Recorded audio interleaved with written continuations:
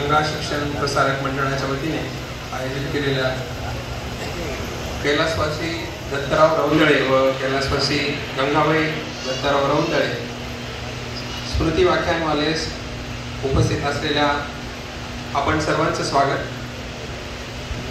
पुण्यश्लोक अहिल्यादेवी होळकर गौरव पुरस्कार समारंभ हे तिसरं वर्ष आहे.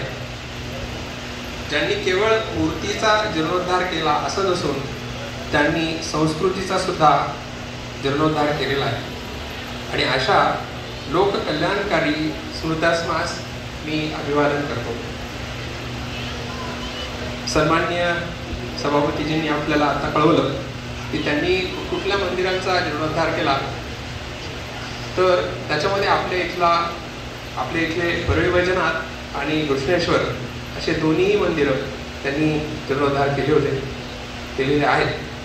अलाउद्दीन खिलजीने प्रभावती नगरीमध्ये म्हणजे आमच्या परभणीमध्ये मूर्तिभंजन केलं असलं तरी त्याचा एक प्रतिशोध म्हणून घेऊ इच्छिणाऱ्याला आणि याला उत्तर चालुक्य, ज्या वेळेला इथं चालुक्यांचं राज्य होतं, त्या उत्तर चालुक्याच्या साम्राज्यामध्ये जेथे दंतीदुर्ग सारखे राजे होते, वाकाटक तद्वतच राष्ट्रकुटांसारखे साम्राज्य या भूमीमध्ये होते, तसेच संत ज्ञानेश्वर त्यांचे मामा भोजलिंग काका हेही या मातीचे धनी आहेत.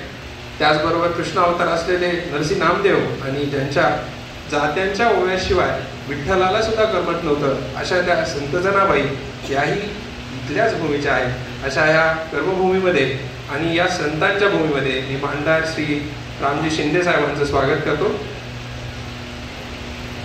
आताच आपल्याला कळवण्यात आलं की माणकोजी शिंदे यांच्या राजघराण्यातील ते वंशज आहेत आणि खऱ्या अर्थानं आजच्या ह्या कार्यक्रमासाठी महत्त्वपूर्ण व्यक्ती म्हणून ते आज आपल्याला लाभले आहेत.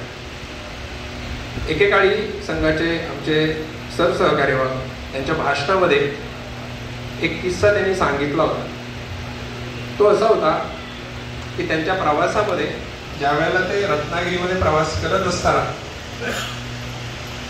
तरकारीची गाडी भरून तरकारी जात होती.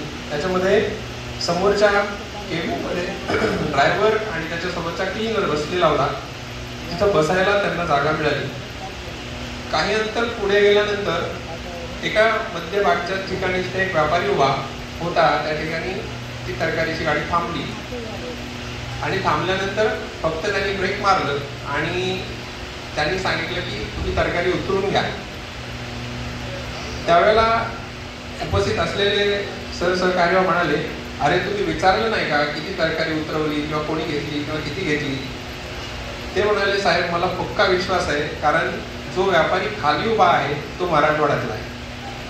त्याचं कारण आहे की असे माणसं मराठवाड्यामध्ये आहेत आणि म्हणून अशा माणसांमध्ये मी सुनीलजी देवधर यांचं स्वागत करतो. आमच्या परभणी जिल्ह्याच्या पालकमंत्री तथा मान्य नामदार श्रीमती मेघनादिदी साकोरे बोर्डीकर ज्या एक उत्तम अशा कार्यकुशल आणि समाजधुरी नेतृत्व करत आहेत, या प्रसंगी पुण्यदेवी अहिल्यादेवी होळकर गौरव पुरस्कार मिळाल्याबद्दल त्यांचंही मनस्वी मी आभार मानतो आणि अभिनंदनही करतो. Shri Ramchandra institute of medical sciences तथा RK दमानिया मेडिकल कॉलेज यांच्या सन्माननीय अधिष्ठाता मान्य डॉक्टर स्वाती शिरडकर मॅडम यांचं काम कुशल स्त्री आरोग्य तज्ज्ञ असं त्यांनी आताच आपल्याला कळवलं. त्या 39 वर्षाचा अनुभव त्यांच्या पाठीशी आहे. त्याचबरोबर हॅलो फाउंडेशन असेल असे उल्लेखनीय अनेक उपक्रम त्यांनी केले आणि ज्यांचे गुरु डॉक्टर दत्तात्रय भगत सुद्धा या ठिकाणी उपस्थित आहेत.